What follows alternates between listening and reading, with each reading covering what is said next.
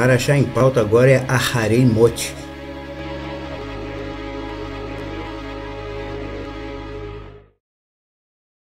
A expressão Aharei Mot significa depois da morte. Essa porção de estudos começa a partir da morte de Nadav e Abiú, chamados na Bíblia brasileira de Nadab e Abiú, que eram os filhos de Arão, sacerdote. Depois de tantos estudos e tantas explanações de caráter messiânico, você já deve ter assimilado alguma das verdades que fazem a distinção entre o verdadeiro caminho de Deus e o que os evangélicos e cristãos fazem em seus encontros religiosos, o que é totalmente diferente.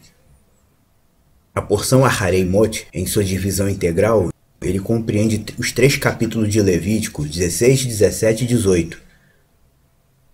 Yah, o Deus Criador, fala a Moisés logo depois da morte de Nadav e Abiú. Como você já deve ter acompanhado nas paraxás anteriores, Nadav e Abiú eram sacerdotes diante de Deus, mas entraram no local sagrado sem estarem de acordo com as regras estabelecidas por Deus. E aproveitando esse gancho, Yah vem até Moisés, e reforça as instruções acerca da santidade, a santidade que é exigida ao entrar no local sagrado. No capítulo 16, Yah dá instruções para os sacerdotes. No capítulo 17, instruções para o povo em geral que vive no arraial. E no capítulo 18, instruções de cunho familiar, no tocante às relações familiares. Mas sempre exigindo santidade daqueles que o seguem, daqueles que o servem. Como a letra da Torá e o sacerdócio levítico são sombra das instruções futuras referentes ao sacerdócio de Mashiach, nós trazemos tudo então para dentro da ótica do sacerdócio melquisedéquico, ou sacerdócio universal, exercido pelo sacerdote Yeshua HaMashiach, nosso sumo sacerdote, no Pacto Novo. Essa porção da Paraxá é importante para nós trazermos à nossa memória o quanto é necessário nós seguirmos as regras de Deus para estarmos diante dele. E quando eu falo nisso, não posso deixar de falar sobre o significado da palavra fé. Todo mundo gosta de usar essa palavra. Na verdade, fé é uma palavra inventada.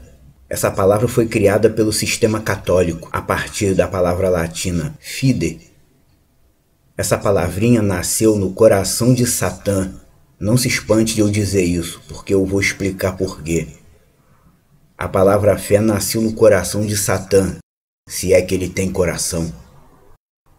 O conceito de fé que nós temos hoje não existia no primeiro século. Repito, o conceito de fé que nós temos hoje não existia no primeiro século. O que sempre existiu é o conceito de fidelidade, que é a palavra usada nos originais grego e hebraico. O grego pistis e o hebraico emuná, o qual significa, na verdade, fidelidade ou lealdade. Fidelidade. Fé é uma palavra inventada. Desde as paraxás e estudos anteriores, nós temos aprendido que servir a Deus requer 6 elementos. Estou usando esse termo para poder pontuar melhor o nosso raciocínio.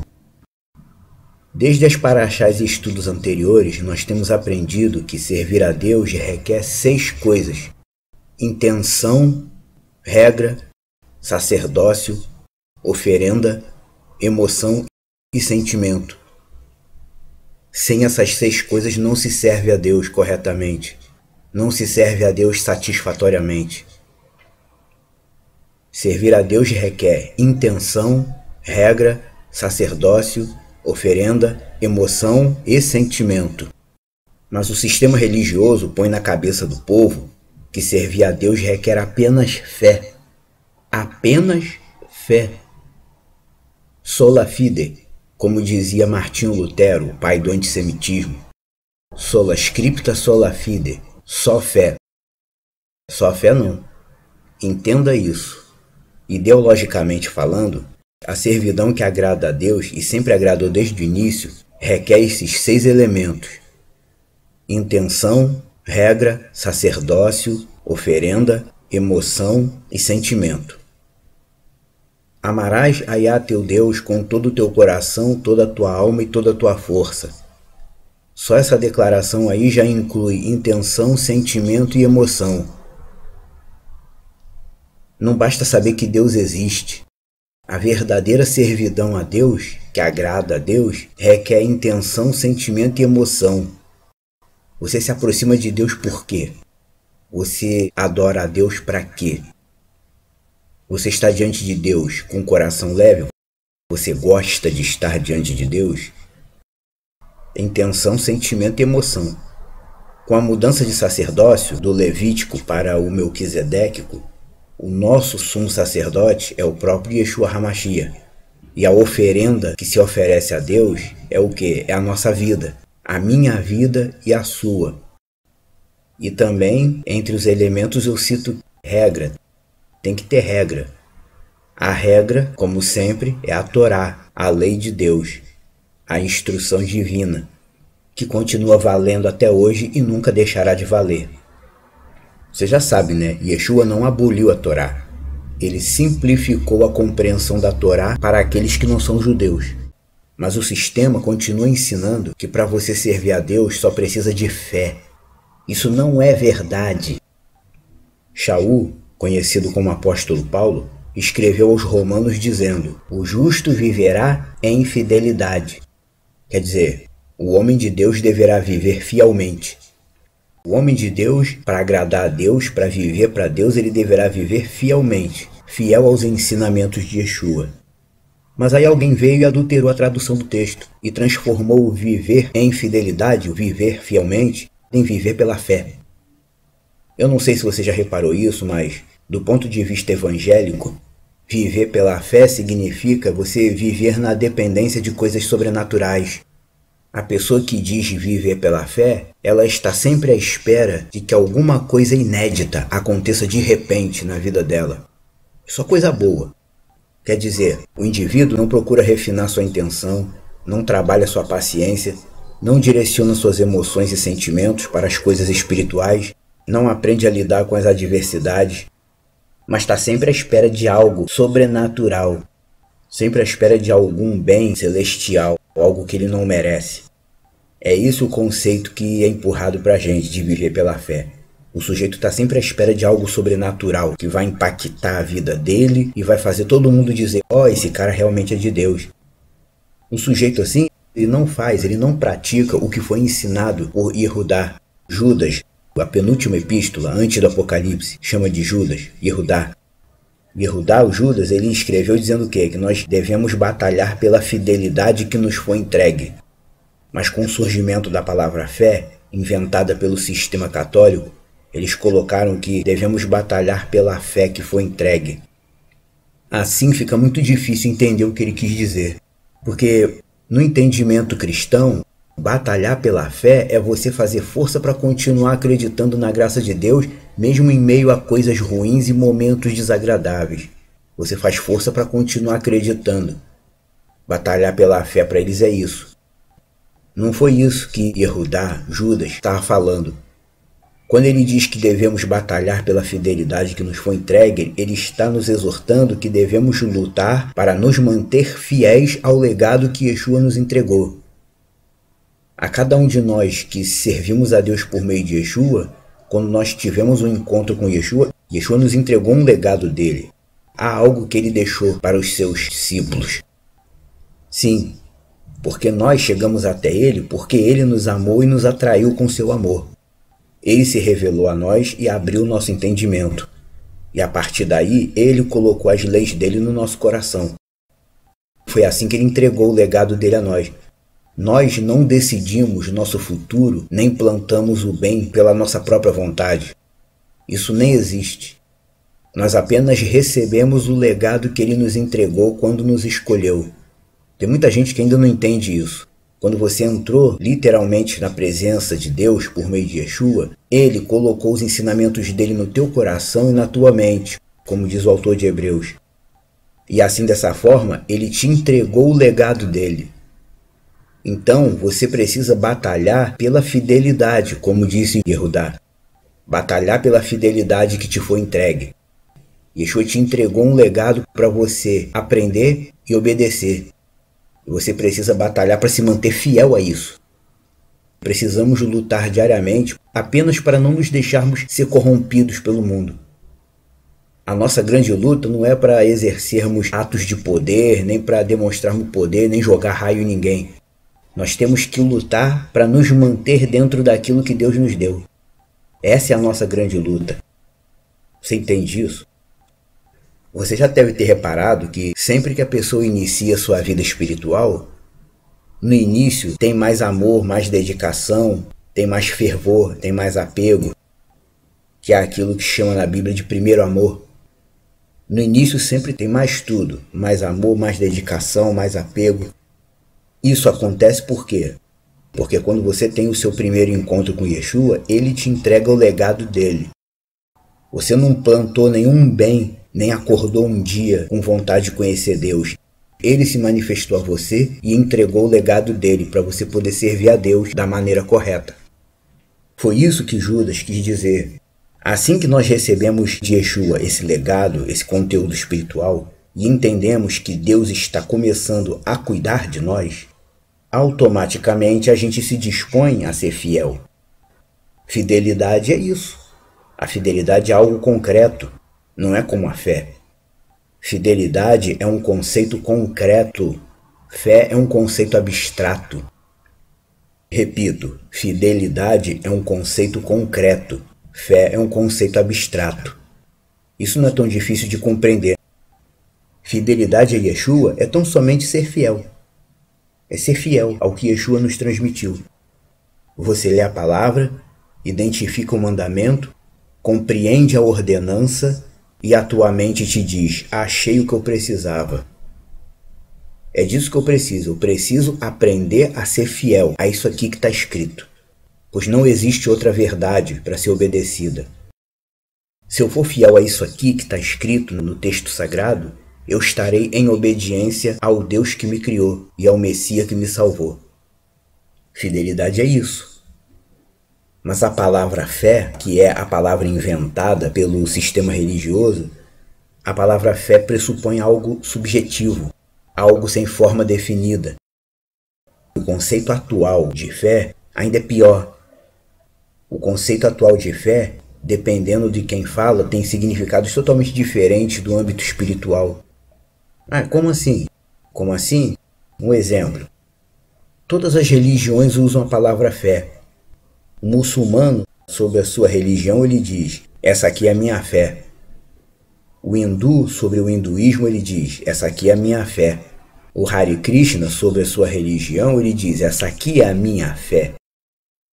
Então a palavra fé agora também é usada para designar todas as religiões que existem. Todas. Cada religioso que existe com relação à sua própria religião, ele diz: não, essa aqui é a minha fé. Inclusive nos Estados Unidos tem a igreja de Satã. O pessoal da igreja de Satã na Filadélfia andou se manifestando há um tempo aí, fazendo uma manifestação pública. Eles querem ter o direito de expressar sua fé, como eles dizem. A palavra fé é sempre usada assim, no sentido mais asqueroso, no sentido mais ecumênico.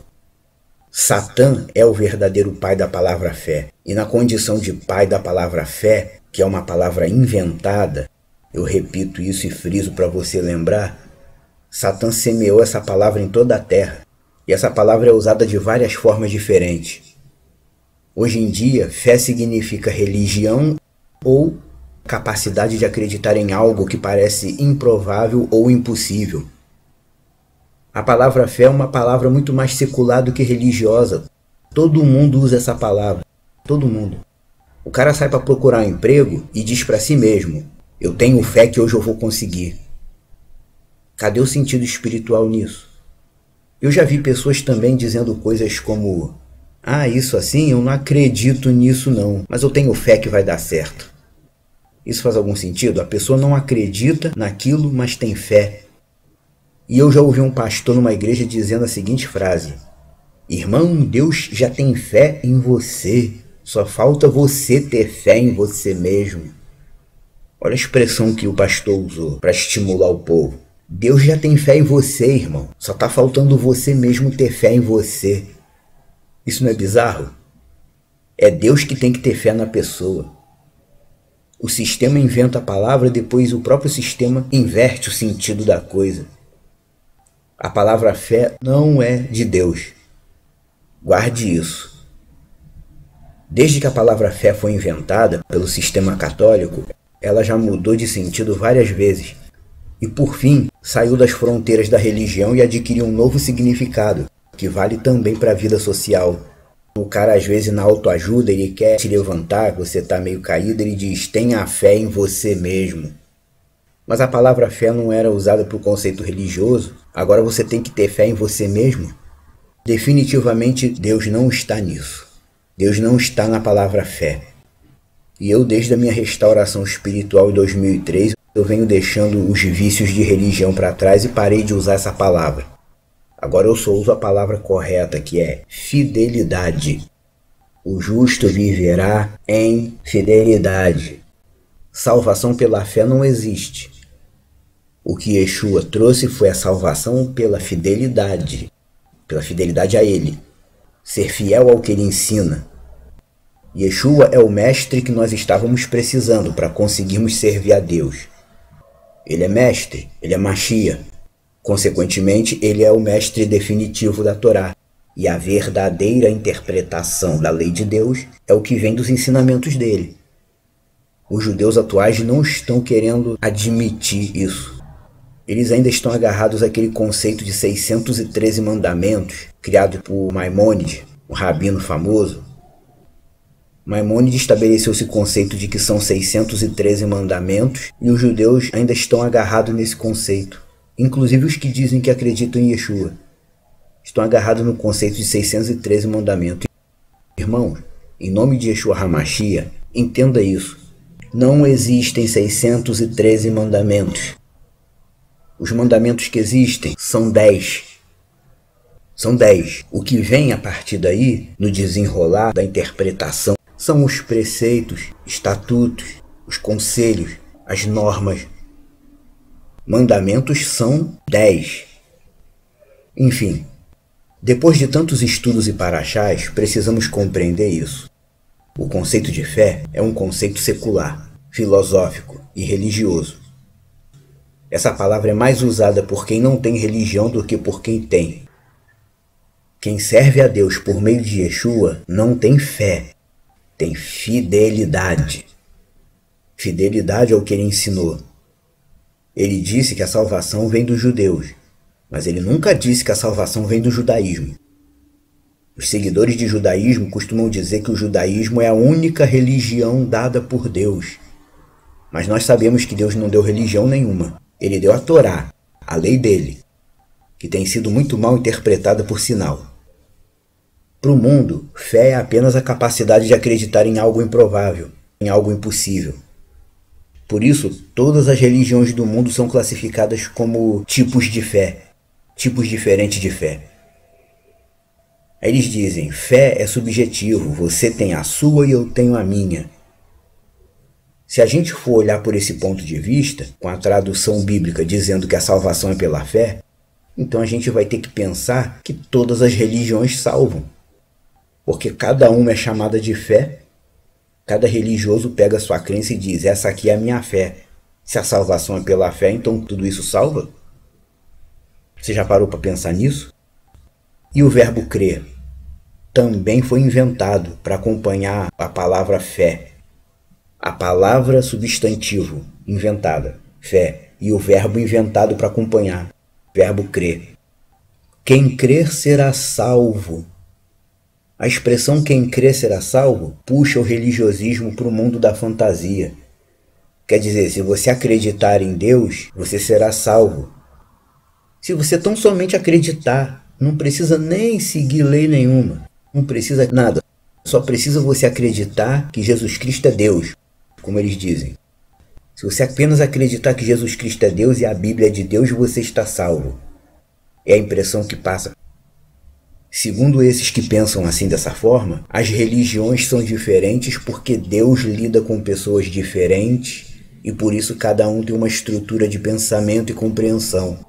E aí eles aproveitam essa deixa para dizer que tudo isso que existe aí é fé e que os vários deuses das religiões são o mesmo Deus expressado de forma diferente. uma aberração puxa a outra. Com esse tipo de argumento, se você não estiver realmente certo de que você é fiel aos ensinamentos de Yeshua, você vai cair. E vai cair feio. Nos textos sagrados não existe fé, existe fidelidade. Traduzindo os escritos corretamente, respeitando cada estrutura linguística como ela é, o quem crer será salvo desaparece e dá lugar à tradução correta, que é quem for fiel será salvo. É quem for fiel. O verbo crer é inventado, igual a palavra fé. Salvação pela fé não, salvação é pela fidelidade. Emuná, pistes, significa fidelidade ou lealdade. E o verbo crer, no original grego pistevo, é ser fiel a. Quem crer será salvo é errado. O certo é quem for fiel será salvo. Quem for fiel ao que ele ensinou. Às vezes a gente precisa repetir uma coisa para a pessoa guardar. Não basta apenas acreditar na Bíblia e continuar vivendo como sempre viveu.